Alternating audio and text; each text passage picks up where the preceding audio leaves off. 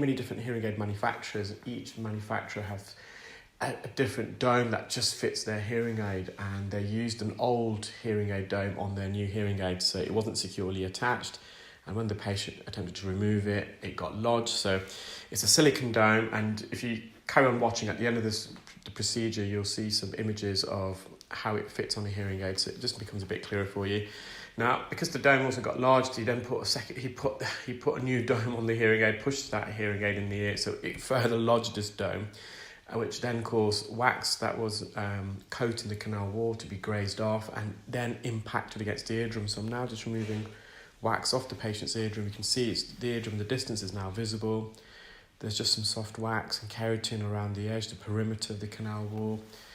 And the patient doesn't typically suffer from earwax, so I was quite surprised. Therefore, it would suggest that this wax, it was originally just coating the canal wall. It wasn't occluding in any way. And when you graze it, this surface wax then collects into larger pieces of wax, which are then visible. And it's just keratin at the roof of the ear canal and the posterior canal wall, so that's the back part of the ear canal.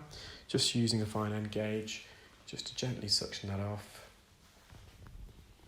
So I've given the patient a good slap on the wrist. They're fully aware not to use the wrong domes on the wrong hearing aids, because this is what can potentially happen.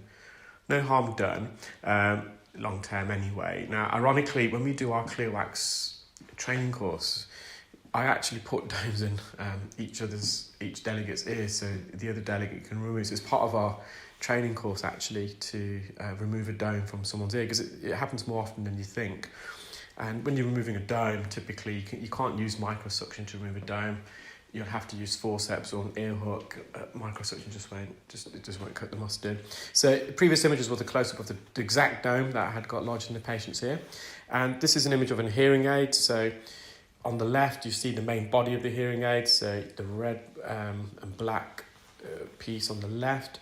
On the right, you then got the dome attached to the silver block, which is the speaker. We call it the receiver. And there's a wire connecting the two. So the sound enters the microphone at the back of the hearing aid. Inside the body of the hearing aid, you have the processing and amplifier chip. It calculates how much sound the patient needs per frequency based on their hearing test results and other factors as well. That signal is then transferred to the silver block, the speaker, via the tube, and inside that tube is an electrical cable. And the speaker goes in the ear, and for patient comfort and also to obtain a good acoustic seal, there's a dome attached. There's different types of domes. So this patient had a large power dome, which is indicative of people who have more of a moderate, severe or profound hearing loss.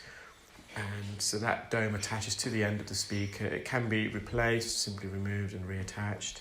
Well, I hope you enjoyed that video, guys, and you had a bit of an insight of hearing aids and how they work.